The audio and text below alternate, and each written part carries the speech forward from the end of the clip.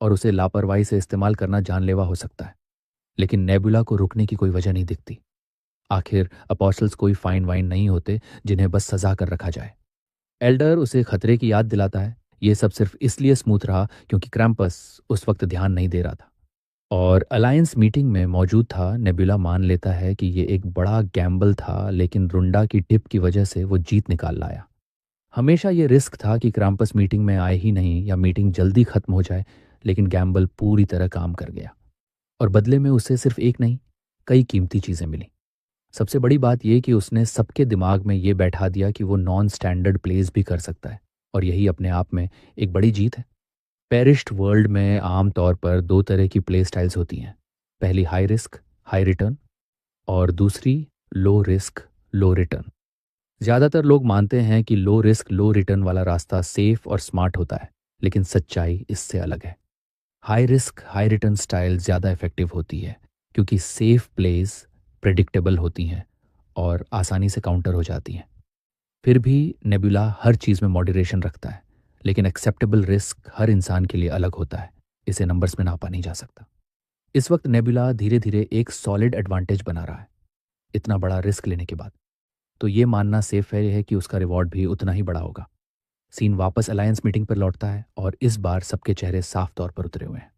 Wisdom ने सपने में भी नहीं सोचा था कि नेबुला इतनी जल्दी इतना आगे निकल जाएगा। आम सोच यही थी कि वो अपने अपोस्टल को बहुत संभाल कर इस्तेमाल करेगा। क्रैम्पस सबसे ज़्यादा टूट चुका है क्योंकि उसने अपनी आर्मीज खो दी हैं। बस यही तसल्ली है कि किंग का कास्टल अब भी खड़ा है और रॉयल ब्लड लाइन से नया राजा चुना जा सकता है। करीब 30,000 ट्रूप्स अभी भी मौजूद हैं। क्रैम्पस के हिसाब से नेबुला साइकोलॉजिकल प्रेशर बना रहा है। भले ही मटेरियल नुकसान ज़्यादा नहीं हुआ, लेकिन अंदरूनी अनरेस्ट बेहद खतरनाक है। यहाँ तक कि एआर का किंग भी डरा हुआ है। इसी वजह से उसने अपनी सुरक्षा के लिए एक क्रिएशन तैनात कर दी है। क्रैम्पस सुझाव देता है कि रेगुलर मीटिंग्स से बचा जाए ताकि ऐसे और डिजास्टर्स ना हो। सिर्फ तब मिले जब कोई सच में सीरियस इशू हो। विजडम इस पर सहमत हो जाता है। हालांकि रुंडा साफ तौर पर खुश नहीं है। उसे डर है कि मीटिंग्स कम होने से अलायंस की यूनिटी कमजोर पड़ जाएगी। बार बार मिलना ही सबको जोड़े रखने का तरीका था। लेकिन अब मीटिंग्स कम होंगी तो धीरे धीरे दूरी और फिर डिवीजन का खतरा बढ़ेगा। फिर भी आखिर में रुंडा सोचती है कि शायद यही बेहतर है। कम इंटरेक्शन मतलब कम फ्रिक्शन। सीन एक बार फिर डैनियम की तरफ कट होता है, जहां फोर्सेस इकट्ठा की जा रही हैं। डैनियम का जनरल यूबियम डोलान दुश्मन की मौजूदा स्थिति पूछता है। एक अंडरलिंग रिपोर्ट देता है कि दुश्मन की पूरी 10,000 की सेना नदी के साथ ऊपर की तरफ बढ़ रही है और सबसे जल्दी 2 दिन, ज़्यादा से ज़्यादा 3 दिन में यहाँ पहुँच जाएगी। क्योंकि दुश्मन अलायंस को एक एक करके तोड़ना चाहता है, वो उन्हें चैन से नहीं छोड़ेंगे। डेनियम को हराने के लिए उन्हें कैनियन में घुसना ही पड़ेगा। डेनियम की फोर्सेस कैनियन के अंदर से ह्यूचरिन की सेना को रोकेंगी और बाएं दाएं दोनों तरफ से उन पर अटैक्स बरसाएंगी। अब सवाल यह है कि दुश्मन का कमांडर आखिर है कौन। कमरा अचानक बिल्कुल खामोश हो जाता है क्योंकि किसी के पास कोई जवाब नहीं होता। इसके बाद जनरल मीटिंग डिसमिस कर देता है और ऐलान करता है कि जंग का फैसला नंबर्स और सप्लाईज से होता है और जब उनका गॉड भी उन पर नज़र रखे हुए है तो जीतता है, या कम से कम वो अपने सोल्जर्स को यही यकीन दिलाना चाहता है। करीब 3 दिन बाद जब दोनों फोर्सेस आमने सामने आने ही वाली होती हैं, सीन कट होता है बसन पर, जो अपने अंडरलिंग से पूछता है कि दुश्मन के बारे में कोई ऐसी बात है क्या जिस पर ध्यान देना जरूरी हो। सीधे बैटल में कूदने से पहले अंडरलिंग मानता है कि फिलहाल ऐसी कोई खास जानकारी नहीं है। ये सुनकर बसान आराम से मार्च के लिए तैयार हो जाता है। जैसे ही रेस्टिंग पीरियड खत्म होती है, तब अंडरलिंग याद दिलाता है कि रिवेलेशन प्रीस्ट ने अब तक संपर्क नहीं किया है। उन्हें नाइट स्काई की विल आने तक इंतजार करना चाहिए। लेकिन बसन यूं ही बैठे रहकर सब कुछ नाइट स्काई पर छोड़ने वाला नहीं है। वो अपने घबराए हुए अंडरलिंग को भरोसा दिलाता है कि मार्च तभी होगा जब ऑड्स उनके फेवर में होंगे, और यही नाइट स्काई भी चाहता है। वो चाहता है कि उसके लोग हालात को खुद समझें और खुद फैसला लें, क्योंकि दुश्मन ये मानेगा कि ह्यूचरिन मार्च के बाद आराम करेगा और इसी भरोसे वो गार्ड डाउन कर देंगे और वही ह्यूचरिन के स्ट्राइक करने का परफेक्ट मोमेंट होगा। उधर कुछ लिजर्ड मैन आपस में बसान की मौजूदा पोजीशन को लेकर बात कर रहे होते हैं। उन्हें पता चला है कि उसने डोल्टन आइलैंड भी बचाया था, जिससे साफ है कि कमांड के मामले में वो काफ़ी कैपेबल है। उसकी रीसेंट अचीवमेंट्स की वजह से जनरल यान टाटा और हिज मैजेस्टी ने उसकी तारीफ की। और उसे कमांडर बना दिया। खुद बसन भी हैरान है कि उसे कमांडर चुना गया। अगर सच कहें तो ये हिज मैजेस्टी काइल का काफ़ी बोल्ड फैसला था, लेकिन बसन का हारने का कोई इरादा नहीं है।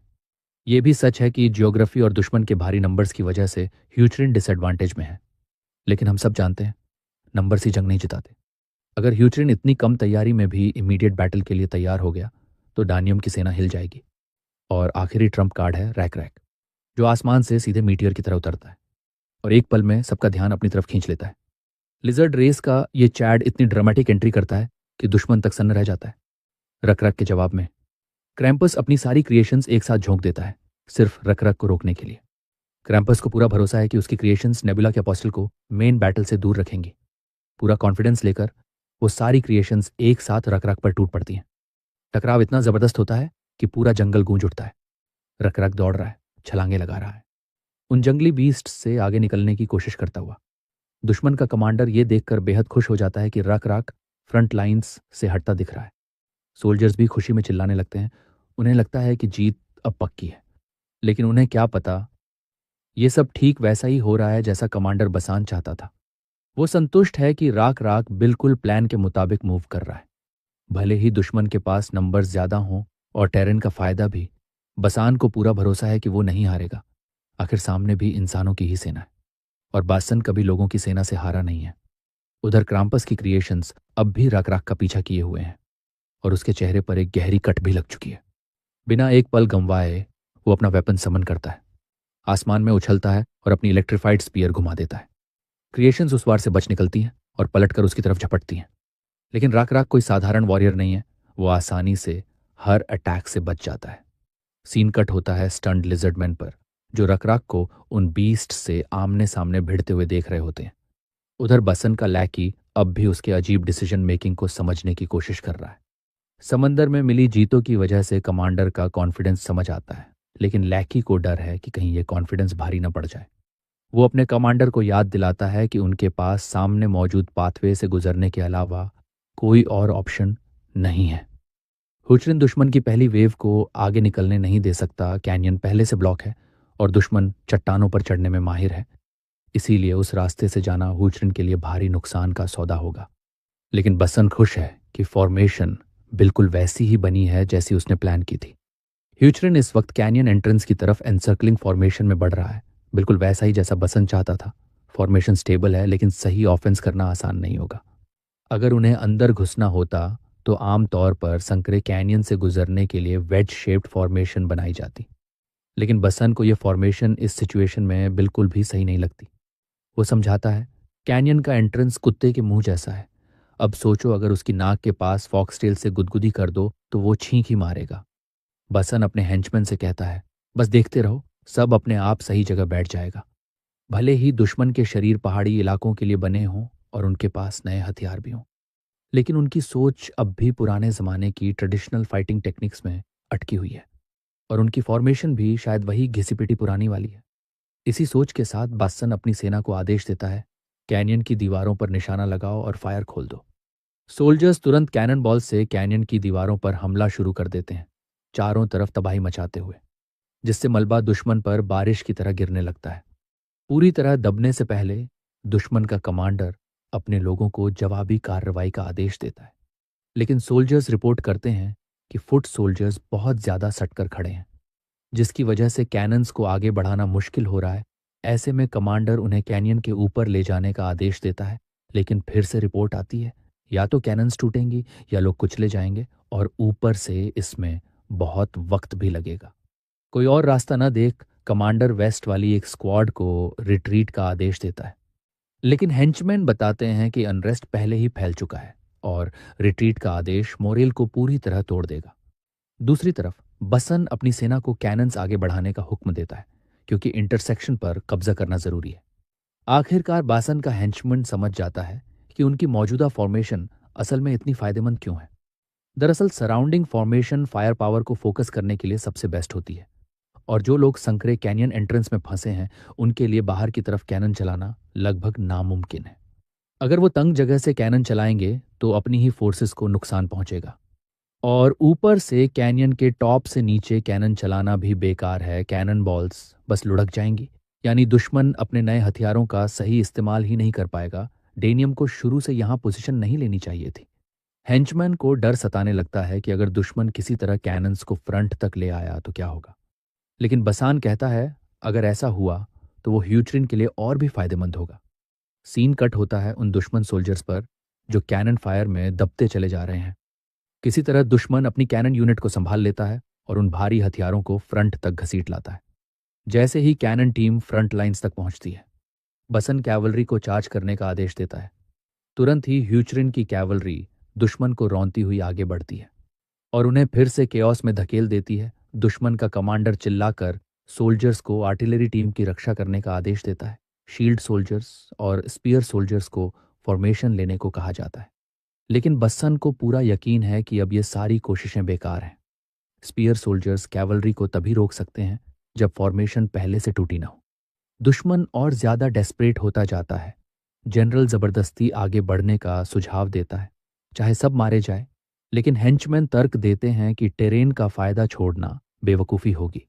भले ही उनकी ज्यादातर फोर्सेस खत्म हो जाए, नंबर्स ज्यादा होने के बावजूद वो उनका सही इस्तेमाल कर ही नहीं पा रहे। दूसरी तरफ ह्यूचरिन की फोर्सेस अपनी फॉर्मेशन पूरी कर चुकी हैं और अगर दुश्मन पूरी ताकत से आगे बढ़ा तो वो सीधे अपनी तबाही की तरफ मार्च करेगा। और अगर अब रिट्रीट करने की कोशिश की तो कैपिटल तक का रास्ता ह्यूचरिन के लिए खुल जाएगा। अब तक दुश्मन का कमांडर समझ ही नहीं पा रहा कि ये यूएनओ रिवर्स आखिर हुआ कैसे। आखिरकार दुश्मन सोल्जर्स के पास आगे बढ़ने के अलावा कोई और ऑप्शन नहीं बचता। भारी नुकसान के बावजूद कमांडर मानता है कि नंबर से वो भरपाई कर लेंगे। वो सख्ती से वेज फॉर्मेशन में एडवांस करने का आदेश देता है, इस भरोसे के साथ कि ज्यादा संख्या दुश्मन को कुचल देगी। अचानक वो देखता है कि ह्यूचरिन की फोर्सेस किसी वजह से पीछे हट रही हैं।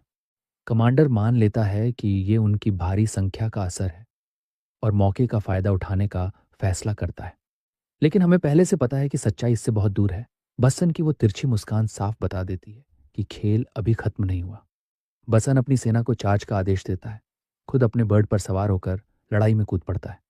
जैसा उम्मीद थी, ह्यूचरिन की सेना दुश्मन पर टूट पड़ती है और उन्हें चारों तरफ से भेदते हुए काटने लगती है। ह्यूचरिन की कैवलरी बीच से दुश्मन की फॉर्मेशन को चीर देती है, उन्हें दो हिस्सों में बांटते हुए। दुश्मन को तब जाकर एहसास होता है कि जो कैवलरी उन पर टूट पड़ी है वो बिल्कुल अलग लेवल की है। जब फ्रंट की फोर्सेस पहले ही अलग थलग पड़ चुकी हो तो फ्रंट लाइन को संभालना नामुमकिन हो जाता है। अब सोल्जर्स के पास अपने कमांडर के आदेश का इंतजार करने के अलावा कुछ नहीं बचता और खुद कमांडर को समझ नहीं आ रहा कि बोले तो बोले क्या। आखिरकार वो आदेश देता है कि एलाइड कैवलरी के लिए रास्ता खोला जाए।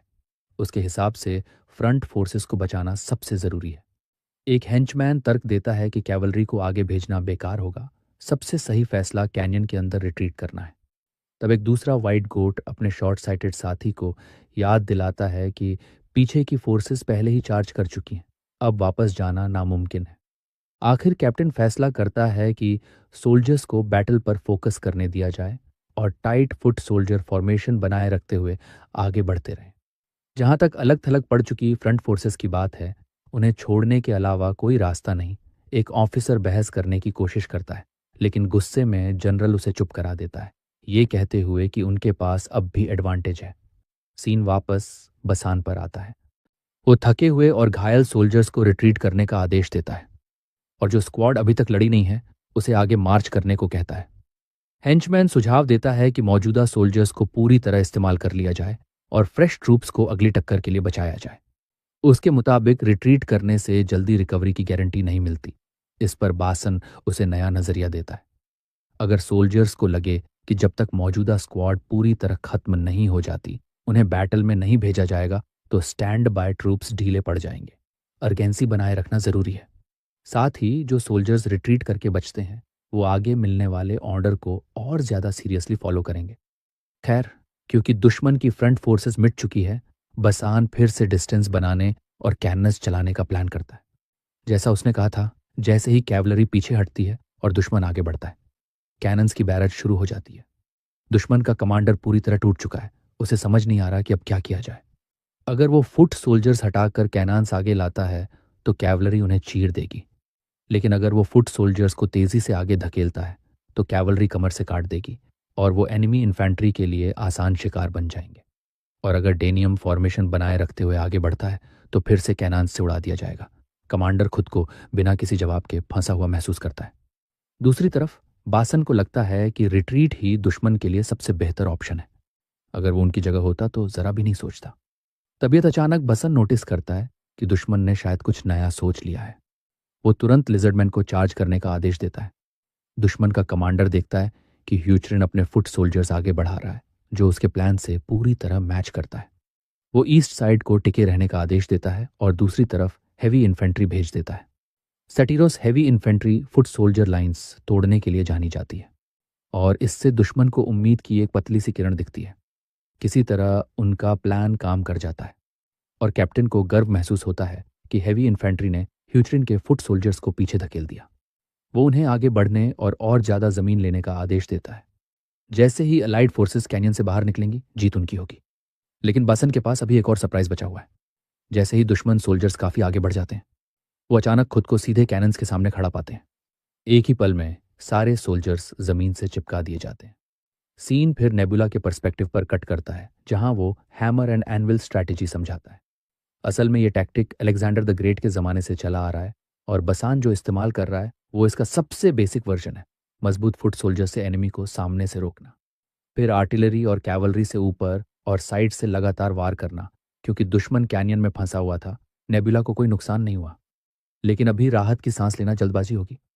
सीन क्राम्पस पर कट करता है, जहां विजडम उसे जोरदार डांट लगा रहा है क्योंकि सारी मदद मिलने के बावजूद उसने एक बड़ा एल ले लिया। क्राम्पस पसीने में भीग जाता है और मानता है कि उसका पूरा ध्यान रख रख को रोकने पर था। फिर भी वो उसके खिलाफ ज्यादा कुछ कर नहीं पाया। वो अपने एलाई को भरोसा दिलाता है कि अब भी थोड़ी उम्मीद बाकी है, उसकी आर्मी पूरी तरह खत्म नहीं हुई है, अब भी चांस मौजूद है। रिट्रीट करने से बस नुकसान और बढ़ेगा। इसलिए वो ऑड्स बढ़ाने के लिए थोड़ी और मदद मांगता है, लेकिन विजडम और मदद देने से साफ इनकार कर देता है। बिना प्रॉपर प्रिपरेशन के वो कोई एक्स्ट्रा सपोर्ट नहीं देगा, वो फिर से बर्बादी ही होगी। वो ये भी कहता है कि कम से कम इस बात के लिए शुक्र मनाओ कि तुम्हारी कैपिटल डेस्मरे अब भी खड़ी है। अंदर ही अंदर विजडम जानता है कि असली वजह कुछ और है। अपोस्टल लेडिन अभी पूरी तरह तैयार नहीं है। इस वक्त लेडिन नेशन की रिबेल फोर्सेस के खिलाफ फाइनल बैटल्स की तैयारी कर रहा है और उसे वो लड़ाइयाँ जीतनी होंगी ताकि फेम और फीट्स हासिल हों, क्योंकि एक अपोस्टल की ताकत इन्हीं दो चीज़ों पर टिकी होती है। इसी बीच क्रैम्पस आखिरकार रिट्रीट करने का फैसला कर लेता है, क्योंकि सिर्फ 10,000 फोर्सेस के साथ ह्यूचरिन डेनियम को जीत नहीं सकता। उसके हिसाब से बेवजह सोल्जर्स कुर्बान करने से बेहतर है कैपिटल के लिए थोड़ा वक्त खरीदना। हाई प्रीस्ट बिना देरी किए क्रैम्पस का रिट्रीट ऑर्डर जनरल तक पहुंचा देता है और जैसे ही जनरल रिट्रीट अनाउंस करता है, सारे गोटमैन जान बचाकर कैपिटल की तरफ भागने लगते हैं। लगता है ये गोट लोग उतने गोटेड नहीं थे जितना सोचा गया था। बसन दुश्मन को भागते देखता है और तुरंत अपनी आर्मी को आदेश देता है कि रिट्रीट करते दुश्मन को पूरी तरह साफ कर दो। तभी हीचरिन अगली लड़ाई के लिए अपना एडवांटेज पक्का कर सकता है। इसके बाद जो होता है वो सीधा स्लॉटर बन जाता है। उसी रात बासन अपने हेंचमैन के साथ बैटल रिजल्ट्स पर चर्चा करता है।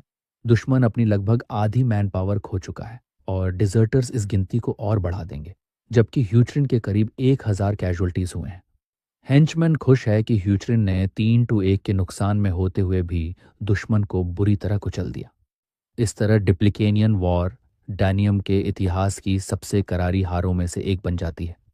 इतिहास की बात करते हुए बासन अपने हेंचमैन से पूछता है कि उन्हें क्यों लगता है डैनियम का कुछ भी बचेगा। उसका इशारा साफ है कि ह्यूचरिन आखिरकार डैनियम को पूरी तरह तोड़ देगा। हालांकि हेंचमैन ये भी जानते हैं कि डैनियम एक बहुत बड़ा नेशन है, सिर्फ कैपिटल लेना काफ़ी नहीं होगा। बसान इससे सहमत होता है, क्योंकि रॉयल्स और नोबल्स पूरे कंट्री साइड में फैले हुए हैं। पूरा डेनियम जीतना आसान नहीं है। लेकिन वो ये भी साफ करता है कि डेनियम ने 30,000 सोल्जर्स भेजकर खुद को ज़रूरत से ज़्यादा खींच लिया और जो नुकसान हुआ है वो बेहद भारी है। कायल को पहले से अंदाज़ा था कि डेनियम के अंदर इंटरनल इश्यूज सुलग रहे हैं और इस हार के बाद वो खुलकर सामने आएंगे।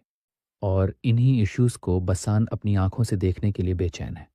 करीब 7 दिन बाद ह्यूचरिन की आर्मी डानियम की कैपिटल डायमरिट पहुंच जाती है। जनरल उबैम दोलन की बेटी कास्टल से बाहर आकर ह्यूचरिन के कमांडर का स्वागत करती है। वो अपना नाम अलोंजो दोलन बताती है। वो डेमरिट की रूलर है और अब डानियम की क्वीन भी, और वो अपनी मर्जी से सरेंडर करने आई है, ठीक वैसा ही जैसा बसन ने पहले अपने हेंचमैन से कहा था। सीन फिर एक टूटे हुए क्राम्पस पर कट करता है, जिसे समझ ही नहीं आ रहा कि सब कुछ कहाँ गलत हो गया। जब बाकी अलायंस मेंबर्स तैयारी कर रहे थे, क्रैम्पस का मकसद बस समय खरीदना था, लेकिन सब कुछ पलक झपकते ही बिखर गया। वो इस वक्त नेबुला से बात कर रहा होता है, जो उससे सीधा पूछता है कि क्या वो सरेंडर करने वाला है। बेचारा क्रैम्पस अपने फेलो गॉड की आंखों में देखने तक की हालत में नहीं है।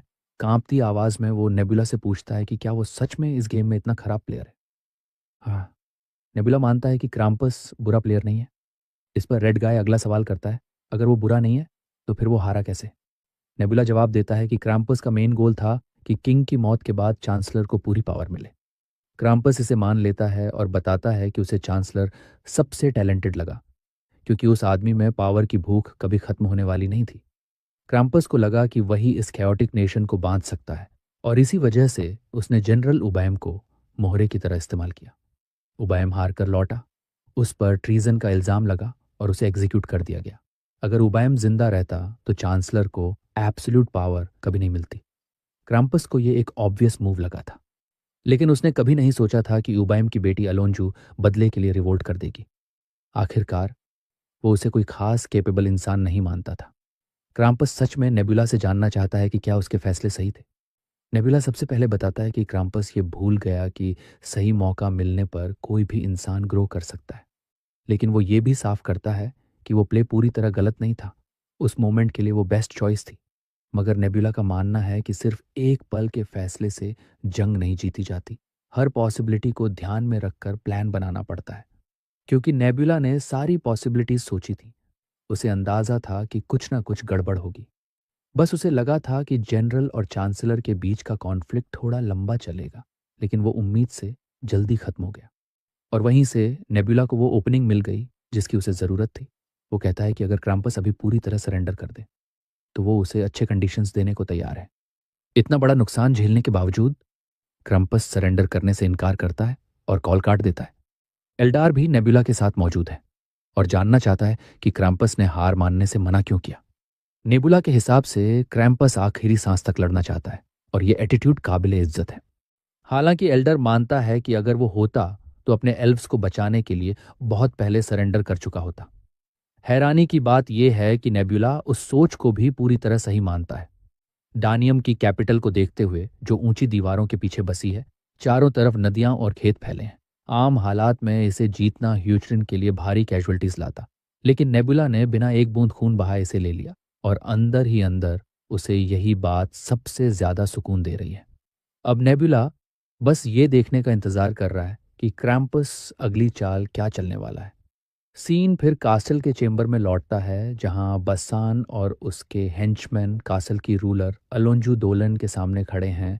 बातचीत में ऊपरी हाथ रखने के लिए अलोंजू सबसे पहले अपनी कमांड में मौजूद विशाल आर्मी की बात छेड़ती है। वो साफ कह देती है कि अगर ह्यूचरिन ने जबरदस्ती कैपिटल लेने की कोशिश की होती तो उसे भारी नुकसान उठाना पड़ता, इसलिए वो ऐसा रास्ता चाहती है जिसमें दोनों का फायदा हो। लेकिन बसान शांत लहजे में पलटकर कहता है कि कास्टल के दरवाजे डानियम ने खुद खोले हैं, और अगर इसी पल हालात बिगड़ें तो ह्यूचरिन इसे बिना ज्यादा मुश्किल के गिरा सकता है।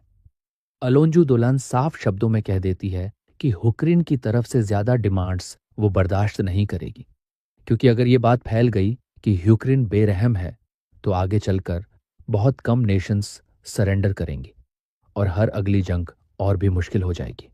नेबुला ये सब देखकर मानता है कि निगोशिएशन संभालने का उसका तरीका चालाक भी है और बेधड़क भी, और उसे ये अप्रोच पसंद आती है।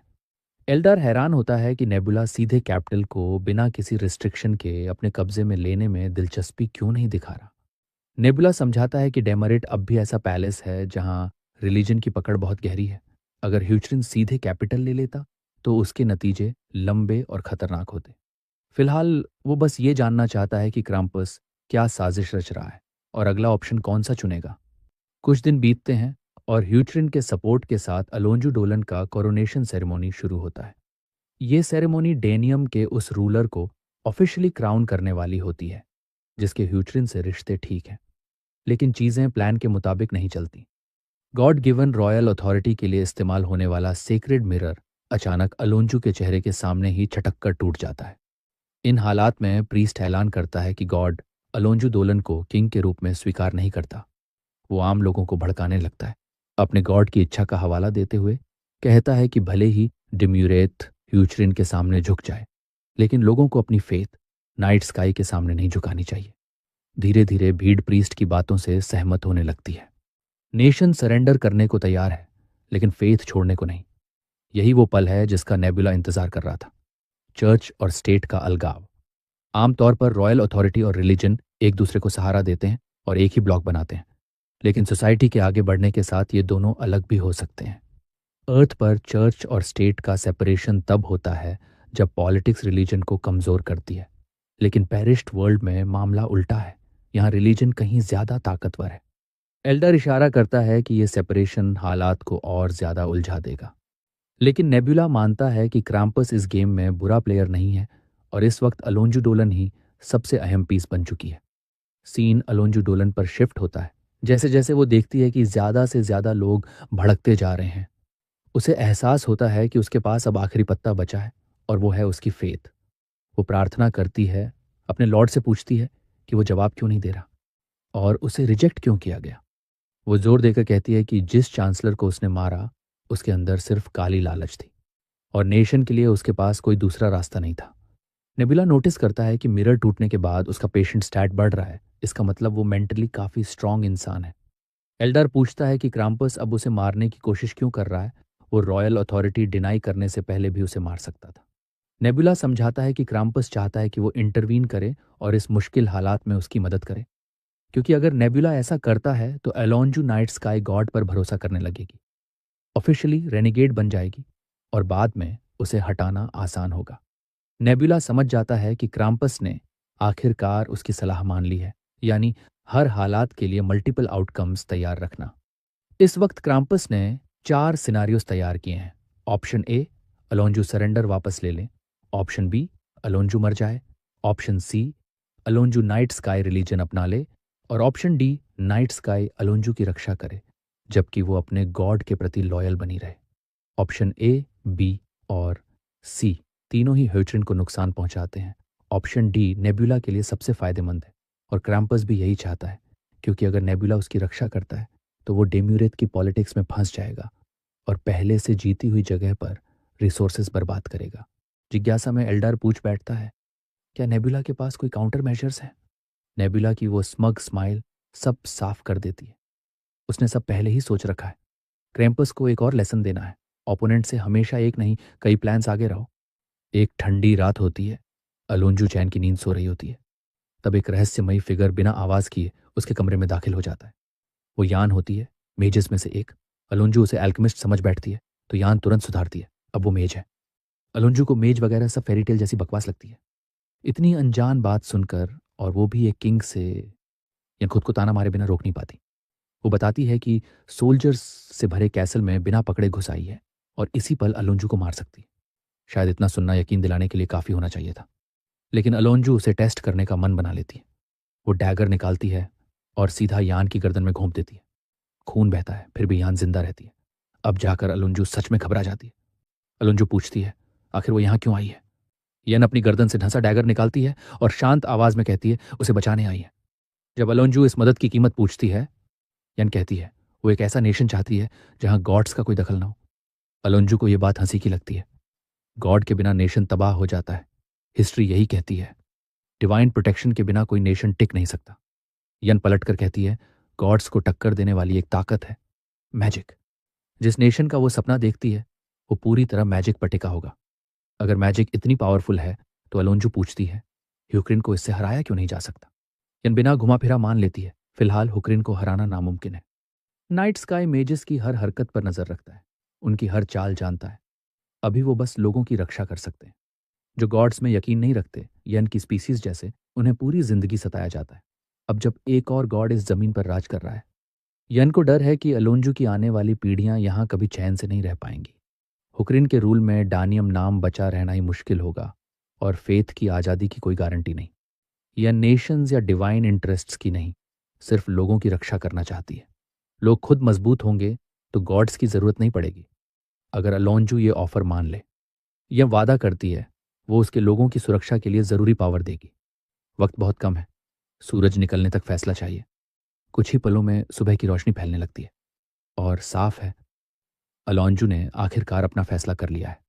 वो उस नेशन के साथ खड़ी हो जाती है जो किसी गॉड के नाम के बिना जेगा। कुछ दिनों बाद ह्यूट्रिन का हंटिंग मिनिस्टर डानियम की कैपिटल पहुंचता है बसंत से मिलने। दोनों काफी समय बाद मिलते हैं और अच्छे इरादे से हाथ मिलाते हैं। वॉर में कोई बैंक्वेट या हंट नहीं हुआ था, तो मिनिस्टर के पास वक्त था और वो खुद आ गया। वो करीब 5,000 सोल्जर्स ड्राफ्ट करके लाया है। उम्मीद है बासन यूक्रेन की मौजूदा मिलिट्री हालत समझता होगा, और लगता है बासन समझता भी है। तो अब ये तुम लोगों को भी साफ साफ समझा देता हूं। डेनियम की कैपिटल पर यूक्रेन सोल्जर्स के कब्जे के बाद हर अलायंस नेशन हरकत में आ गया। चोकवा से 20,000 ट्रूप्स, मानगुल से 24,000 और दूर होने के बावजूद गुमान से 18,000 सैनिक निकल पड़े। कुल 62,000 अलायंस सोल्जर्स डानियम की कैपिटल डेमेरिट की ओर बढ़ रहे हैं। उन्हें वहां पहुंचने में करीब 1 महीना लगेगा। उधर सियोकम्युंग अब भी सिविल वॉर में फंसा हुआ है। वो बिगड़ा हुआ बेटा जिसने अपने ही पिता को मारा शायद जीत ही जाएगा।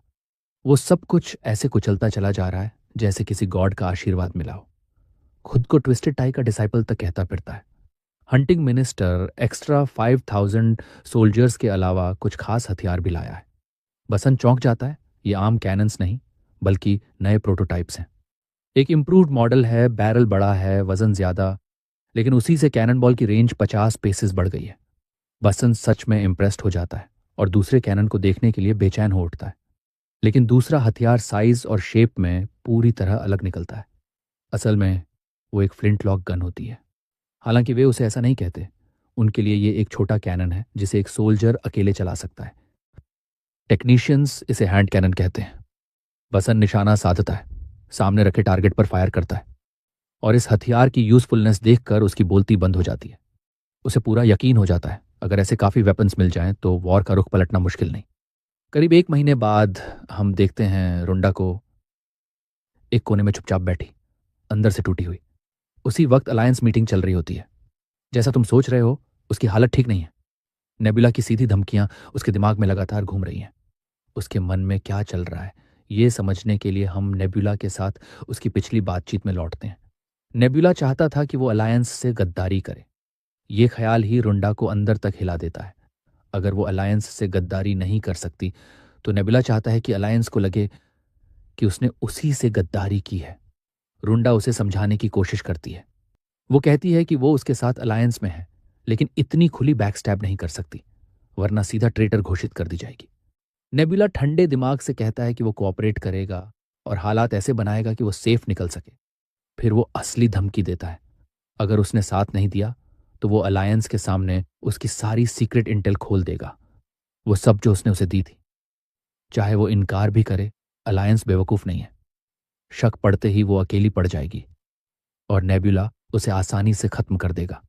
इतनी साफ धमकी सुनकर रुंडा खुश तो नहीं होती। उसके ताने नेबुला पर कोई असर नहीं डालते। नेबुला बस यही चाहता है कि वो समझदारी से सोचे और अपना फायदा पहचाने। आखिरकार रुंडा टूट जाती है। जो भी वो कहे करने को तैयार हो जाती है। उसका पहला टास्क क्या होगा, ये सुनने से पहले हम वापस वर्तमान में लौटते हैं, जहां रुंडा अब भी अपनी हालत को समझने की कोशिश कर रही होती है। नेबुला ने उसे बस कुछ क्रिप्टिक बातें कही थी जो उसके सिर के ऊपर से निकल गईं। बस इतना बोला, वक्त आने पर खुद समझ आ जाएगा कि करना क्या है। तबीयत अचानक जांग को नेबुला की चालों में कुछ अजीब सा नजर आता है। नेबुला लगातार अपनी फोर्सेस बढ़ा रहा है और सबकी प्लान्स में दखल दे रहा है। ये समझ आता है कि ह्यूचरिन की फोर्सेस कम है, इसलिए वो कॉशियस खेल रहा है। लेकिन जो बात खटकती है वो ये कि नेबुला बेसिक स्ट्रेटेजी यूज कर रहा है। वो ऐसा कभी नहीं करता। वो रैंक 1 है, उससे ऐसी चालें उम्मीद होती हैं जिन्हें कोई पढ़ ही ना पाए। जंग जोड़ता है कि हुकरिन के साथ पहली लड़ाई बस एक मिसकैलकुलेशन थी, लेकिन अगली लड़ाई सीज या टर्फ वॉर होगी, और सीज की स्ट्रेटेजीज फिक्स्ड होती हैं। जिसके पास बड़ी आर्मी होती है वही एडवांटेज में रहता है। इस हिसाब से अलायंस के जीतने के चांसेस 80 से 95% तक हैं। उनका कलेक्टिव डिविनिटी लेवल भी नेबुला से ज्यादा है। ये 1v1 नहीं है। अगर सब अपने फेथ रिसोर्सेज जोड़ दें तो रक रक को हराना नामुमकिन नहीं। इन सिंपल कैलकुलेशन से अलायंस को लगने लगता है कि जीत काफी सॉलिड है। फिर भी समझ नहीं आ रहा नेबुला इतना प्रिडिक्टेबल क्यों खेल रहा है।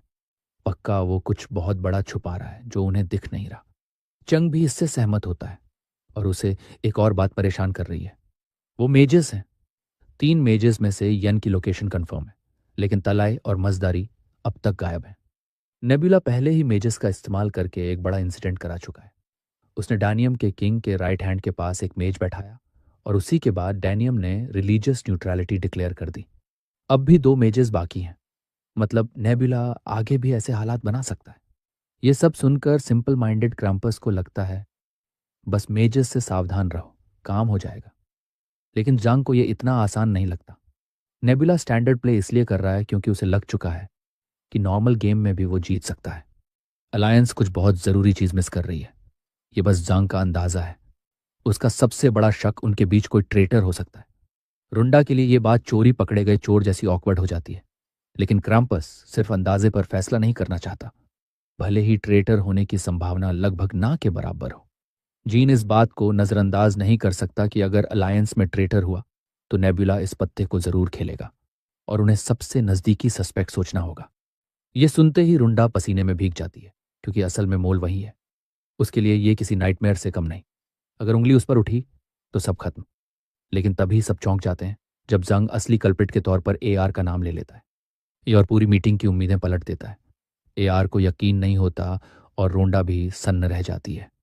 हालात इतने उलझ जाते हैं कि वो ठीक से सोच भी नहीं पाती। वो जांग से पूछती है, क्या उसके पास इतनी बड़ी एक्यूजेशन के लिए कोई प्रूफ है? जांग आराम से मान लेता है, ये सिर्फ उसका गैस है। जब एआर बार बार उसकी सोच का लॉजिक पूछता है, जांग सबका ध्यान स्क्रीन विंडो की तरफ ले जाता है। वो दिखाता है कि एक निक्स कई बार गुमान और हुकरिन जा चुका है। इस निक्स के पास कोई खास टाइटल नहीं है, वो बस एक मर्चेंट है। जांग ने तो एक प्रीस्ट भेजकर उसे पकड़ने की कोशिश भी की थी, लेकिन नेबुला बीच में कूद पड़ा और उस निक्स को वहीं मौके पर मार डाला। एआर कुछ पल सोचती है, फिर साफ साफ कह देती है उसका उस निक्स से कोई लेना देना नहीं था। इस पर जांग सीधा सवाल करता है, तो फिर वही खास निक्स लिजर्ड मैन से क्यों मिल रहा था और नेबुला ने खुद आगे बढ़कर उसे क्यों मारा? क्रैम्पस भी जवाब चाहता है। ऊपर से यह बात कि नेबुला शुरू से सब कुछ इतनी बारीकी से देख रहा था, हालात और बिगाड़ देती है। रूंडा बीच में कूदकर एआर का बचाव करती है। कहती है, हो सकता है नेबुला बस सबके साथ खेल रहा हो। जो कुछ उन्हें दिख रहा है वो भी उसकी प्लान का हिस्सा हो सकता है, ताकि अलायंस अंदर से ही टूटने लगे। क्रैम्पस मानता है, शक भले छोटा हो लेकिन उसे नजरअंदाज भी नहीं किया जा सकता। वे एआर से साफ जवाब चाहते हैं और इस बार वेग बातें नहीं, पूरी डिटेल चाहिए। इसके जवाब में एआर उल्टा जंग पर ही आरोप लगा देती है कि वो उसे फंसाने की कोशिश कर रहा है। उसके हिसाब से असली ट्रेटर वही हो सकता है जो कमजोर शक का सहारा लेकर ध्यान खुद से हटाकर किसी और पर डाल दे। हालात अब काफी मैसी हो चुके हैं। रुंडा ने जितना सोचा था उससे कहीं ज्यादा। और अब उसे समझ आने लगता है नेबुला का वो मतलब क्या था जब उसने कहा था कि वक्त आने पर खुद समझ आ जाएगा। लगता है वो वक्त आ चुका है। अब उसे अपनी चाल चलनी है। उसे ट्रेटर के साइड में खड़ा होना होगा। नेबुला ने पहले ही चेताया था, अगर वो हर बार सस्पेक्ट के साथ खड़ी होती रही तो कॉन्फर्मेशन प्रोसेस धीमा पड़ जाएगा। उसे बस कॉमरेड्स पर भरोसे की बातें करनी है और एक्यूजेशंस को हल्का दिखाना है। कंप्लेनेंट अपनी शुरुआती शंका छोड़ नहीं पाएगा, जबकि बाकी लोग सोचने लगेंगे कि कंप्लेनेंट बेवजह ज्यादा पुश कर रहा है। ऐसे में निशाने पर अक्यूज ट्रेटर नहीं आएगा, बल्कि कंप्लेनेंट खुद आ जाएगा। अगर ऐसा हुआ तो अलायंस हिल जाएगा और किसी को रुंडा पर शक नहीं होगा। कुछ वक्त बाद हम जांग को विजडम के साथ प्राइवेट बातचीत करते देखते हैं। एआर के खिलाफ इतना एविडेंस था कि कम से कम क्रैम्पस या रुंडा में से कोई एक जांग की बात मान सकता था। फिर भी दोनों मानने को तैयार नहीं थे कि एआर ट्रेटर हो सकती है। अब जांग को लगने लगता है शायद वो एक्यूजेशन में ज्यादा आगे निकल गया, लेकिन विजडम उसे सोचने का एक नया एंगल देता है। क्या हो अगर नेबुला चाहता ही यही था कि अलायंस एक दूसरे पर शक करे और उसने जानबूझकर ये पूरा सीन रचा ताकि सबका ध्यान भटक जाए। अगर ये डिस्ट्रैक्शन है तो मतलब साफ है, अलायंस असली ट्रेटर को मिस कर रही है। यानी ट्रेटर मौजूद है, बस एआर नहीं है। जैंग खुद को, क्रैम्पस को और विजडम को पॉसिबल सस्पेक्ट्स में गिनता है, लेकिन जानता है ये मुमकिन नहीं। ऐसे में सिर्फ रुंडा बचती है जो ऊपर से बिल्कुल सस्पिशियस नहीं लगती। ऐसे हालात में विजडम एक एरिथमेटिक हाइपोथेसिस लगाने का फैसला करता है, ये देखने के लिए कि अगर रुंडा ट्रेटर हुई तो क्या क्या प्रॉब्लम्स खड़ी होंगी। उसी पल जांग के दिमाग में कुछ क्लिक करता है और एक झटके में सब कुछ साफ हो जाता है। जैसे ही सच्चाई समझ आती है उसके होश उड़ जाते हैं, क्योंकि हालात पहले से ही बेहद खराब है। उनकी बदकिस्मती ये थी कि अलायंस पहले ही रुंडा और एआर के कैंप्स पास पास लगा चुका था। क्योंकि रुंडा को एआर पर नजर रखने की जिम्मेदारी दी गई थी। क्रैम्पस भी वहीं था, लेकिन उसके पास सिर्फ 2000 फोर्सेस थी। सीधी बात, अगर रुंडा ने एम्बुश का फैसला किया तो वो उन्हें आसानी से गिरा सकती है। हालांकि विजडम उसे भरोसा दिलाता है ये इतना आसान नहीं होगा। पेरिश्ड वर्ल्ड में आम लोगों की भी अपनी मर्जी होती है, और अगर वो अचानक अलायंस से गद्दारी करेगी तो हर तरफ केओस फैल जाएगा। ऑरेकल के हिसाब से भी हो, फिर भी उसके ट्रूप्स इतनी बड़ी सिचुएशन शिफ्ट को आसानी से पचा नहीं पाएंगे।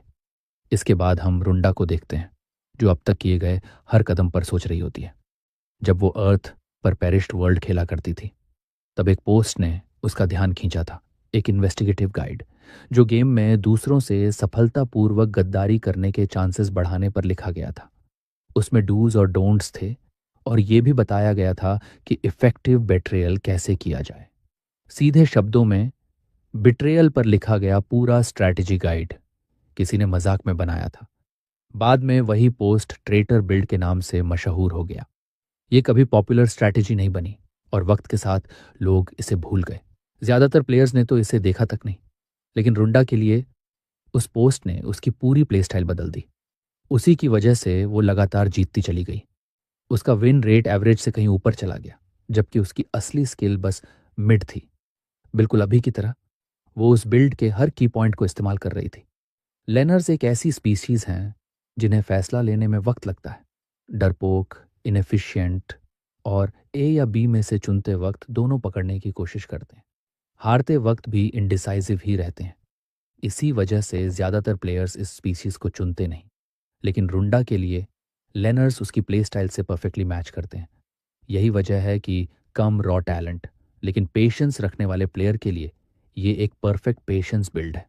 रुंडा ने जोक्वा के रिलीजन का सिंबल एक फ्लावर चुना था, ऑल चेंजिंग फ्लावर। इस फ्लावर का सबसे अहम हिस्सा उसका फ्रूट होता है, जिसके ऊपर एक शेल रहता है। जब तक शेल ना हटे, कोई नहीं बता सकता कि वो पका है या नहीं। और क्योंकि ऑल चेंजिंग फ्लावर के पकने का सही वक्त जानना लगभग नामुमकिन है, इसलिए इसे फॉर्च्यून देखने का सबसे बड़ा टूल माना जाता है। इसी पूरी रिचुअल को डिसाइसिव स्टेटमेंट कहा जाता है। अब लेनर्स में से एक जोक्वा का फ्यूचर जनरल बोल्को देखता है कि ऑल चेंजिंग फ्लावर का फ्रूट पक चुका है। ये नज़ारा अपने आप में डराने वाला होता है, क्योंकि आज के डिसाइसिव स्टेटमेंट के हिसाब से अगर फ्रूट कच्चा होता तो अलाइड फोर्सेस की रक्षा करनी थी, लेकिन पका हुआ मतलब जोक्वा को उन्हें धोखा देना था। लेनर्स के लिए सही या गलत जैसी चीज़ों का कोई मतलब नहीं। हर फैसला उनका गॉड पहले ही तय कर चुका होता है। वो मानते हैं कि उनकी स्लो और इनडिसाइसिव नेचर इसी वजह से है, ताकि वे कभी अपने गॉड की इच्छा से भटक न जाएं। पूरे दिल से फेथ पकड़े हुए वे मैसेकर शुरू कर देते हैं, अपने गॉड के आदेश को पूरा करते हुए। क्रैम्पस को बहुत देर से समझ आता है कि जोक्वा की फोर्सेस गद्दारी कर चुकी हैं।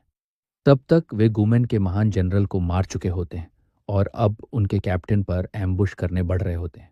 रुंडा कोई जवाब नहीं दे रही। किसी को यह भी नहीं पता कि वो कहाँ है। वे फौरन विजडम से संपर्क करने की कोशिश करते हैं, जबकि लेनर्स अलायंस फोर्सेस को बेरहमी से कुचलते चले जा रहे होते हैं। एआर अंदर से टूट जाती है। असली ट्रेटर की पहचान उन्होंने बहुत देर से की। हालात पूरी तरह हाथ से निकल चुके होते हैं। गुमेन का कमांडिंग ऑफिसर पहले ही मारा जा चुका होता है। जांग सुझाव देता है कि तुरंत अपनी क्रिएशंस भेजी जाएं, लेकिन विजडम इसका कड़ा विरोध करता है। दिमारेत के कासल गेट्स खुल चुके हैं और हेउचरिन की फोर्सेस बाहर उमड़ रही हैं। मैच पूरी तरह सेट हो चुका है। शांग अपनी फोर्सेस को फुल स्पीड में मार्च करने का फैसला करता है, लेकिन विजडम पहले से देख पा रहा होता है, फिर भी वे हार जाएंगे। अगर वे गॉड्स की तरह इंटरवीन करेंगे तो नेबुला और रूंडा भी वही करेंगे, और अलायंस और गहरी मुसीबत में फंस जाएगा। अभी के लिए सबसे सही चाल यही है, फोर्स पीछे खींचो, रिट्रीट करो। विजडम ये भी जोड़ता है कि भले फ्रंटलाइन फोर्सेस हार जाएं, फिर भी अलायंस के पास सेकंड एक्सपीडिशनरी फोर्सेस बची रहेंगी। लेकिन एआर अपने सोल्जर्स को कटते हुए देखने के लिए तैयार नहीं होती। उसे लगता है उन्हें बचाने के लिए उसे इंटरवीन करना ही होगा। क्रम्पस भी अंदर से यही सोच रहा होता है। उसके पास जो 2000 सोल्जर्स हैं वही सब कुछ है। सब कुछ खोने से बेहतर है आखिरी सांस तक लड़ना। अगर डेमारिट ऐसे ही गिर गया तो उसे अपनी मेन स्पीशीज सैट्रोस का कंट्रोल छोड़ना पड़ेगा। नुकसान तय है, फिर भी वो बिना संघर्ष किए नहीं झुकेगा। अब सबकी नजरें जांग पर टिक जाती हैं। वो क्या करेगा? लेकिन बदकिस्मती से जांग साथ जाने से मना कर देता है। उसका डिविनिटी लेवल असल में बहुत कम है। एक सच्चाई जो उसने किसी को नहीं बताई थी। वो ये नहीं समझा सकता कि अभी मदद क्यों नहीं कर सकता, क्योंकि तब उसे मानना पड़ेगा कि उसे अलायंस में ट्रेटर का शक था। उसने एक अपोस्टल बनाने के लिए अपना डिविनिटी लेवल कुर्बान कर दिया था। अगर वो फ्रंट लाइन में गया तो सच सामने आ जाएगा। उसका लेवल गिरकर सिर्फ 8 रह गया है। वो पहले ही एआर को ट्रेटर बताकर एक गलतफहमी फैला चुका था, और अगर अब डिविनिटी की कमजोरी भी खुल गई तो बेहतर है आखिरी तक इसे छुपाया जाए, ताकि कोई उसकी कमजोरी का फायदा ना उठा सके। जांग अपनी आर्मी को रिट्रीट का आदेश देता है और ह्यूचरिन की कैवलरी उन्हें दौड़ाकर खदेड़ने लगती है। अभी वो बस इतना ही कर सकता है। एआर के लिए भी यही बेहतर होगा कि वो अपनी आर्मी छोड़कर पीछे हट जाए। अगर वो अभी फेथ का इस्तेमाल कर लेगी तो फ्यूचर बैटल्स के लिए कुछ नहीं बचेगा। लेकिन एआर उस हालत में नहीं है कि अपने सोल्जर्स को छोड़ दे। गुमन के अंदरूनी हालात पहले से ही बिगड़े हुए हैं। कुछ नोबल्स नाइट स्काई पर भरोसा करने लगे हैं, शायद नेबुला की पर्दे के पीछे की चालों की वजह से। गुमान ऐसा नेशन है जहां किंग की पावर कमजोर है। अगर वो अभी हार गई तो सेकेंड एक्सपीडिशनरी फोर्स की कोई गारंटी नहीं रहेगी। ये सब सुनकर जंग सन्न रह जाता है। यार माफी मांगती है कि उसने इतनी अहम बातें छुपाई। उसका मकसद कभी केओस फैलाना नहीं था। अब उसे एहसास होता है कि नेबुला की चालों से जूझने वाली वो अकेली नहीं थी। उसने ये बातें आंशिक रूप से इसलिए भी छुपाई क्योंकि वो खुद को अकेली पीड़ित नहीं दिखाना चाहती थी, और इसलिए भी कि अगर गुमान का इंटरनल केओस सामने आ जाता तो उस पर ट्रेटर होने का शक किया जा सकता था। सब यही मान लेते कि उसे सबसे ज्यादा नुकसान था, इसलिए वो नेबुला के साथ जाएगी पूरी सिंसेरिटी के साथ। वो अपने चेहरे से वेल हटाती है, पूरा फेस रिवील करती है और जांग से एक बार फिर सोचने की गुहार लगाती है। लेकिन उसकी बेबस विनती के बावजूद जंग के पास मना करने के अलावा कोई रास्ता नहीं बचता। एआर और जोर नहीं देती। उसी पल जंग को एक गहरी सच्चाई समझ में आ जाती है। अलायंस की नींव बेहद कमजोर है। बाहर से सब ठीक लगता है, लेकिन अंदर हर किसी के अपने छुपे हुए मसले हैं जो वो खुलकर कह नहीं पाते। यही छुपी हुई इंस्टेबिलिटी अलायंस को अंदर से खोखला कर रही थी और धीरे धीरे उसके पतन की वजह बन रही थी। एआर अच्छे लहजे में सबसे विदा लेती है, उन्हें लक विश करती है, और फिर वो कर जाती है जिसकी किसी ने कल्पना तक नहीं की थी। बाकी लोग समझ ही नहीं पाते कि वो ऐसा क्यों बर्ताव कर रही है, जैसे ये उसका आखिरी पल हो, जब तक कि वो मैनिफेस्ट नहीं कर देती। उसका ये सुइसाइडल फैसला देखकर सब सन्न रह जाते हैं। वो खुद को मैनिफेस्ट कर चुकी होती है। अगर मैनिफेस्टेशन के दौरान उसकी मौत हो जाए और गुमेन की आर्मी भी मिट जाए तो वो वैसल बन सकती है। कोने में धकेले जाने के बाद यही उसका आखिरी और सबसे बेताब ऑप्शन होता है। ऐसी डेस्परेट चाल चलने से पहले क्रैम्पस खुद को शांत रखने का फैसला करता है। वो तुरंत जांग को फोर्सेस रिट्रीट करने का आदेश देता है। क्रैम्पस अपना प्लान समझा भी नहीं पाता कि अचानक वही जानी पहचानी गूंजती थंडर की आवाज आसमान फाड़ देती है और सबके रोंगटे खड़े हो जाते हैं। हम सब जानते हैं ये राख राख के उतरने का संकेत है। क्रैम्पस खुद मैनिफेस्ट नहीं करने वाला, लेकिन फिर भी वो एआर को पूरी ताकत से सपोर्ट देना चाहता है। नेबुला को फंसाने के लिए उसे कोई पागलपन भरी चाल चलनी ही पड़ेगी। फिर सीन कट होता है रोंडा पर, जो एआर को मैनिफेस्ट करते देख पूरी तरह कंट्रोल खो बैठती है। नेबुला उस घबराई हुई बौखलाई लड़की से कहता है, शांत रहो, अभी भी जीत हमारी तरफ है। मैनिफेस्टेशन फॉर्म से लड़ना मुश्किल है, लेकिन एआर का करंट लेवल सिर्फ 18 है। जेल वूबी से बहुत बड़ा फर्क नहीं। फिर भी ये ड्रामा क्वीन जरूरत से ज्यादा रिएक्ट करती रहती है। कहती है जिल वूबी तो एआर के सामने कुछ भी नहीं था। अंदर ही अंदर नेबुला मानता है वो गलत नहीं है। गेम प्ले में एआर सच में काफी आगे है, लेकिन उसका पॉइंट वो नहीं था। सिर्फ एआर के मैनिफेस्टेशन फॉर्म का साइज ही बता देता है वो जिल वूबी से कहीं ज्यादा इफेक्टिव है। आखिर मैनिफेस्टेशन की ताकत प्लेयर के फेथ और डोमेन पर टिकी होती है। हालांकि मैनिफेस्टेशन का फॉर्म कैसा होगा ये ज्यादातर प्ले स्टाइल पर डिपेंड करता है। जोएल वूबी का मैनिफेस्टेशन एक एक्सट्रीम बिल्ड था, प्योर फिजिकल एबिलिटीज पर, और ऐसा बिल्ड ज्यादातर प्लेयर्स पसंद नहीं करते। वजह साफ है, ये बेहिसाब फेथ रिसोर्सेज खा जाता है। इसलिए आमतौर पर प्लेयर्स फिजिकल फोर्स कम रखते हैं और बाकी पॉइंट्स दूसरे स्टैट्स में डालते हैं। जैसे ही एआर तबाही मचाना शुरू करती है, रुंडा के लोग बुरी तरह फंस जाते हैं और रिट्रीट का फैसला लेते हैं, लेकिन तब तक बहुत देर हो चुकी होती है। वो पूरी तरह कट रहे होते हैं और जुकवा एक ही झटके में 300 सोल्जर्स खो देता है। इतना भारी नुकसान देखकर ड्रामा क्वीन लगभग बेहोश ही हो जाती है। वो नेबुला से चिपक जाती है, गिड़गिड़ाकर कुछ करने की भीख मांगती है, इससे पहले कि उसकी फोर्सेस पूरी तरह मिट जाएं। नेबुला उसे फिर से शांत रहने को कहता है, अभी हालात पूरी तरह पलटे नहीं हैं। इसी बीच राख राख बैटल फील्ड पर उतर चुका होता है। ए आर और नेबुला के अपोस्टल की नज़रें टकराती हैं। अपने हाथ के एक मामूली से इशारे से ए आर जमीन से डार्क एनर्जी फोड़ देती है और राख रख पर सरप्राइज अटैक करती है, जिसे लिजर्ड मैन फुर्ती से डॉज कर लेता है। वो गॉड लाइक स्पीड से लगातार इधर उधर बचता रहता है। नेबुला और ड्रामा क्वीन ये फाइट देखते रहते हैं। रुंडा को पूरा भरोसा है रख रख अकेले ए आर को संभाल नहीं पाएगा। नेबुला भी मानता है रख रख को सपोर्ट चाहिए, और उस सपोर्ट का मतलब है रुंडा की एंट्री। वो सीधा आदेश देता है किसी भी प्रीस्ट में घुसो और ए आर का ध्यान भटकाओ। एक बार फिर मिस टॉडलर सुप्रीम इतना बड़ा रिस्क लेने से मना कर देती है। आखिर वही क्यों नीचे उतरकर खुद को खतरे में डाले? असल मसला ये है कि अलायंस की नज़र में नेबुला रुंडा से कहीं ज्यादा वांटेड है। अगर वो खुद रिस्क ले ले तो पूरा खेल बिगड़ सकता है। वापस ए आर पर आते हैं। वो लेनर की फोर्सेस पर कहर बनकर टूट रही होती है और राक राक को भी बराबर की टक्कर दे रही होती है। ग्रेट लिजर्ड मैन नोट करता है कि ए आर जिन थॉर्न्स का इस्तेमाल कर रही है वो साधारण नुकीले प्रोजेक्टाइल्स नहीं है। टकराते ही वो सामने वाले की वाइटैलिटी चूस लेते हैं। बस यही देखकर उसे समझ आ जाता है वो पूरी जमीन को थॉर्न फील्ड में बदलने वाली है। ये समझते ही राक रक स्ट्रैटेजी बदलता है और अनाकसे को समन करता है। आफ्टर लाइफ समनिंग होते ही रक रक की कॉकेट्राइज सामने आ जाती है उसे पिगी बैक देने के लिए। दोनों फौरन उड़ान भरते हैं ए आर को खत्म करने के इरादे से। लेकिन जैसे ही रक रक का हथियार खतरनाक रूप से पास पहुंचता है ए आर गायब हो जाती है। उसे समझ ही नहीं आता हुआ क्या। तब एक थॉर्न पूरी रफ्तार से उसकी तरफ उड़ता है जिसे वो बाल बाल डॉज करता है। अब ये औरत सच में रक रक के दिमाग पर चढ़ने लगती है और मुसीबत यहीं खत्म नहीं होती। अलायंस फोर्सेस की क्रिएशंस, जिनमें उसकी क्रिएशंस भी शामिल हैं, अब ए आर को सपोर्ट देने पहुंच चुकी होती हैं।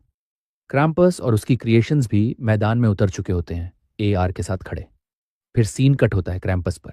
वो इस इरिटेटिंग रैक रैक को इस बार हमेशा के लिए गिराने को बेताब होता है। क्रिएशंस दहाड़ते हुए नेबुला के अपोस्टल पर जोरदार काउंटर अटैक शुरू कर देते हैं। निडर लिजर्ड मैन पहला स्ट्राइक बड़ी आसानी से डॉज कर लेता है, लेकिन अगले ही पल उसके सामने एक विशाल रेप्टाइल आ जाता है जो उसे निगलने ही वाला होता है। किस्मत साथ देती है, एकमात्र ग्रेट मैंटिस एक ही वार में उस रेप्टाइल को उछाल कर दूर फेंक देता है और इसी से राक राक को साफ सिग्नल मिल जाता है रास्ता खुल चुका है। जब मैंटिस क्रिएशन से उलझा होता है स्काई नाइट गॉड का अपोस्टल पूरी रफ्तार से आगे बढ़ता है, लेकिन तभी एक विशाल क्लॉ उसे और उसके बर्ड को एक साथ उड़ा देता है। जैसे ही दोनों जमीन से टकराते हैं रक रैक के दिमाग में सबसे बुरा ख्याल आता है थॉर्न्स कहीं से भी फूट सकते हैं। लेकिन कुछ ही पलों में उसे एहसास होता है थॉर्न अटैक्स रुक चुके हैं। लगता है ए आर का ध्यान कहीं और चला गया है। वो फॉरेस्ट में मौजूद रुंडा होती है जो किसी प्रीस्ट में डिसेंड कर चुकी होती है। उसने ए आर का पूरा ध्यान खींच लिया होता है और जिस नज़र से ये औरत ट्रेटर को घूर रही होती है वो रुंडा के लिए बिल्कुल अच्छा साइन नहीं। बेशक राक राक के लिए ये एक गोल्डन अपॉर्चुनिटी बन जाती है। जैसे ही ए आर रुंडा का पीछा करती है रक रक भी पीछे पीछे बढ़ने लगता है। उसके पीछे आता हुआ एक मामूली सा अपोस्टल देखकर ए आर का गुस्सा और भड़क उठता है। वो वाइटैलिटी चूसने वाला एक विशाल ब्लॉब बना लेती है जो रक रक को अपने अंदर जकड़ लेता है। नेबुला तुरंत समझ जाता है ये किस तरह का प्ले है। देखो, नेबुला की मैनिफेस्टेशन की असली ताकत उसका साइज नहीं बल्कि उसके डोमेन्स की स्किलिफिकेशन है। अगर किसी अपोस्टल को नोटोराइटी से स्किल्स मिलती हैं तो प्लेयर या गॉड अपने टेरिटरी को मैनिफेस्टेशन स्किल्स में बदल सकता है। ये स्किल्स खुद सेट की जाती है। उनका फॉर्म, रेंज और पावर सब कुछ एफिशिएंसी और रिसोर्स कंजम्पशन के हिसाब से एडजस्ट किया जा सकता है। पहले जो थॉर्न्स दिखे थे वो शायद मेटल रूट्स के छोटे डोमेन्स जोड़कर बनाए गए थे। टेलीपोर्टेशन को उसने मूवमेंट स्किल बना रखा था, लेकिन ये प्ले काफ़ी स्टैंडर्ड है। ए आर एक बहुत बड़ी बात भूल रही है। रक रक पहले ही एक ईविल गॉड को मार चुका है और जानते हो ऐसे कारनामे पर अपोस्टल को कौन सा टाइटल मिलता है? God killer. जब टारगेट कोई गॉड हो तो लड़ाई के दौरान लगने वाला हर नेगेटिव इफेक्ट ऑटोमेटिकली रेजिस्ट हो जाता है। अपोस्टल्स को उनकी फेम के हिसाब से स्किल्स मिलती हैं। कोई भी मेंटल कंट्रोल टेक्निक राक रक की साइकी को हिला नहीं सकती। जब राक रक पलटकर हमला करता है वो सीधा लगता है और ए आर को गहरी चोट पहुंचाता है। अगले ही पल वो औरत फिर से नजरों से गायब हो जाती है। तब राक राक को समझ आता है उसने प्रेशर छोड़ दिया है। शायद अपनी चोटों से उबरने के लिए टाइम खरीद रही है। वैसे ए आर का गॉड टाइटल डार्क बुक है, जबकि रुंडा को ऑल डिसीजंस बाय मॉर्टल्स कहा जाता है। रक राक को अंदाजा हो जाता है डार्क बुक ऑल डिसीजंस की बिट्रेयल से बुरी तरह भड़का हुआ है। वो उसी अपोस्टल पर हमला करना चाहती है जिसमें रुंडा डिसेंड हुई है। लेकिन अगर ब्लैकथॉर्न से ऑल डिसीजंस पर हमला होता है तो राख राख को भी डार्क बुक की लोकेशन मिल जाएगी। जैसे ही वो एआर की पोजीशन महसूस करने पर फोकस करता है, नेबुला उसे रोक देता है। वो अपने अपोस्टल से कहता है, अभी डार्क बुक को छोड़ दो।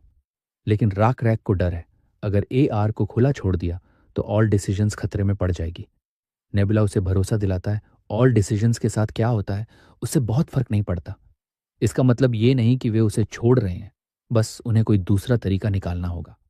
फिर सीन कट होता है एआर पर, जो भारी चोटें झेल चुकी होती हैं और खुद को हील करने की कोशिश कर रही होती है। उसी पल वो अपनी स्ट्रैटेजी बदलने का फैसला करती है। उसकी नज़र वुड्स में मौजूद रोंडा पर पड़ती है। गुस्सा फिर भड़क उठता है। अब वो नेबुला और रुंडा दोनों को उनकी हर साजिश का पछतावा करवाने को तैयार है। रुंडा पूरी ताकत से भाग रही होती है, लेकिन एआर के थॉर्न्स उसे वहीं नॉकआउट कर देते हैं। एक थॉर्न सीधा उसके शोल्डर में धंस जाता है। बेचारी रुंडा जमीन पर पड़ी होती है, एक घायल लैम्प की तरह। सामने खड़ी होती है एक दहाड़ती लायन, जिसकी फ्यूरी की कोई सीमा नहीं।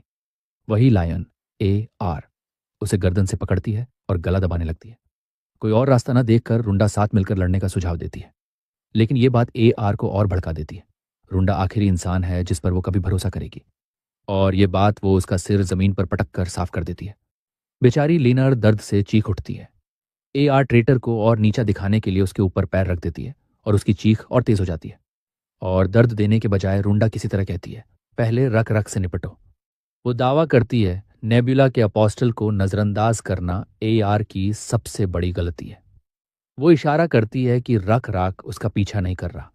ये सुनकर डार्क बुक को लगता है शायद रख राख क्रम्पस और उसकी क्रिएशंस में फंसा हुआ है। कम से कम उसे यही लगता है। लेकिन अगले ही पल थंडर गिरता है और वो गलत साबित हो जाती है। उसकी भयानक चमक एक पल के लिए आसपास मौजूद हर किसी को अंधा कर देती है।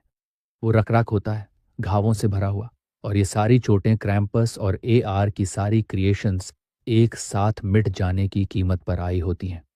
और यहीं एआर सबसे बड़ी गलती कर बैठती है। ध्यान से सुनो, किसी भी प्लेयर को कोई स्किल चलाने के लिए एक मिनिमम डिविनिटी लेवल चाहिए होता है, और उस लेवल को बनाए रखने के लिए उसकी क्रिएशंस का जिंदा रहना जरूरी होता है। जैसे ही क्रिएशंस मरती हैं, वही समन्स जिन पर प्लेयर टिका होता है उसकी सबसे बड़ी वीकनेस बन जाती है। तुरंत एआर को नोटिफिकेशन मिलता है, उसकी सारी क्रिएशंस खत्म हो चुकी हैं। एक्सपी गिरता है और उसका लेवल 19 से सीधे 13 पर आ जाता है। लेवल गिरते ही उसकी मैनिफेस्टेशन स्किल डेड हो जाती है और वो रक रक के सामने पूरी तरह एक्सपोज रह जाती है। रक राक हथियार उठाकर उस पर टूट पड़ता है। एआर अपनी बची खुची ताकत झोंकने की कोशिश करती है, लेकिन फेथ रिसोर्सेज खत्म होने की वजह से वो कोई ऑफेंसिव अटैक कास्ट ही नहीं कर पाती। बस यही एक पल की कमजोरी उसकी मौत बन जाती है। उसके पेट में सीधा वार लगता है और फिर राक राक आगे बढ़ता है। उसका स्पीयर सीधा एआर की छाती में घुसता है और बिजली की तरह उसे वहीं खत्म कर देता है। खतरा हटते ही राक राक ऑल डिसीजंस को उठने में मदद करता है। उसी पल प्लेयर्स को नोटिफिकेशन मिलता है, प्लेयर एआर को वैसल बना दिया गया है। और उसकी हार में सबसे बड़ा कंट्रीब्यूशन नेबुला का है, करीब 64%। ये देखते ही रोंडा समझ जाती है, क्योंकि नेबुला का कंट्रीब्यूशन 70% से कम है। इसका मतलब सिस्टम ने उसका कंट्रीब्यूशन भी काउंट किया है। उसी पल नेबुला रुंडा से कनेक्ट करता है और तुरंत मूव करने का आदेश देता है, क्योंकि बात करते करते उसका फेथ गिर रहा है। एआर मर चुकी है, डिसेंडेड रहने का कोई मतलब नहीं। लेकिन वॉर अभी खत्म नहीं हुआ। क्लियर ऑर्डर्स मिलते ही रुंडा वहां से निकलने का फैसला करती है। उस बैटल के बाद करीब 1.5 महीना गुजर जाता है। एआर की मौत और रोंडा की अचानक बेट्रायल के बाद वॉर ने पूरी तरह नया रूप ले लिया। जांग ने मंगूल और गुमैन के सोल्जर्स को रिवाइव करने के लिए जबरदस्त मेहनत की। मेन बैटल फ्रंट अब रुंडा की जुकवा में शिफ्ट हो चुका था। विजडम्स यगमियन सोल्जर्स को भी साथ लाया, जो पहले इंटरनल कॉन्फ्लिक्ट की वजह से शामिल नहीं हो पाए थे। उन्होंने जुकवा के फार्मलैंड एरियाज, माइंस और बिजनेस रूट्स को पूरी तरह तबाह कर दिया। रुंडा ने बिट्रेयल किया था, इसलिए फार्मलैंड तबाह होना समझ में आता है। लेकिन नेबुला को लगता है यह सिर्फ बदले की भावना नहीं है। शायद विजडम इस वॉर को जानबूझकर लॉन्ग टर्म बना रहा है। इसी सोच में वो डूबा ही होता है कि जांग का वीडियो कॉल आ जाता है। कहने की जरूरत नहीं, नेबुला तुरंत कॉल उठा लेता है। जंग सरेंडर का ऑफर लेकर आया होता है। वो डैनियम छोड़ने को तैयार है और क्रम्पस पहले ही हाँ कर चुका है। हालांकि वो साफ कह देता है फ्यूचर में वे डेनियम वापस लेने की कोशिश जरूर करेंगे। इसके अलावा वे नेबुला को एआर का टेरिटरी और जुमिन का 1/3 हिस्सा देने को भी तैयार है। साथ ही अलायंस जुग्गू में कब्जा किए गए टेरिटरीज भी लौटा देगा। जांग और भी बहुत कुछ जोड़ना चाहता है, लेकिन नेबुला की दिलचस्पी सिर्फ इस बात में होती है कि बदले में उसे क्या मानना पड़ेगा। इस पर जांग अपनी कंडीशंस बताने लगता है। पहली, नेबुला बिना रिटेलिएशन के वॉर रोक देगा। दूसरी, एआर की वेसल स्टेटस को लेकर जांग अपनी बात पूरी भी नहीं कर पाता कि नेबुला सीधा ऑफर रिजेक्ट कर देता है, बिना बाकी कंडीशंस सुने ही। उसे फर्क नहीं पड़ता, सब जानते हैं हार किसकी हो रही है। एक पल भी गंवाए बिना नेबुला कॉल काट देता है। कॉल खत्म होते ही रंडा डरते डरते पूछती है, उसने कंडीशंस क्यों ठुकरा दी? सरेंडर एक्सेप्ट करना उनके लिए फायदेमंद था। सामने वाला अपनी पूरी ताकत देने को तैयार था। नेबुला मानता है ऑफर सच में टेम्पटिंग था, इतना कि अगर वो मान जाता तो फ्यूचर वॉर्स में उसे भारी फायदा मिलता। रुंडा को समझ नहीं आता फ्यूचर वॉर्स की बात क्यों। अगर सरेंडर मान ली जाती तो जीत पक्की थी, फिर वॉर बचेगी ही कहाँ। वो कहती है, कॉन्टिनेंट को यूनिफाई करने की ऑब्सेशन रखने की जरूरत नहीं।